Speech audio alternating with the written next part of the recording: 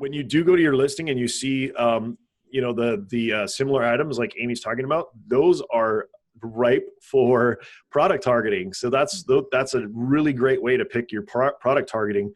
If you want to create a product targeting campaign, that's one of the best resources is to go to your product page and see which other products people are buying or similar items, and take those, collect those ASINs, and then start a product targeting campaign. Generally, they're going to convert really well because they're going to be very you know, relevant to you know, to your product.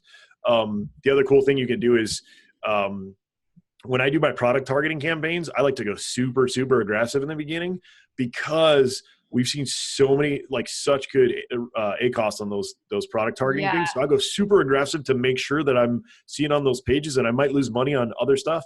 But then that's when you start trimming the fat and keeping the ones that are converting really well. Like over the holidays, we were seeing like Amy was saying, she's got some of those too, where I was like getting like 6%, 4%, 3%. Like I had one that was like, it was like one, like I think it even said 0. I think like, and I was like, wait a minute, you know, probably some data error, but I mean, just like insanely. I checked mine this morning. I had one at 1% and one at 5%, and tons of conversions. And I was like, yes. Yeah.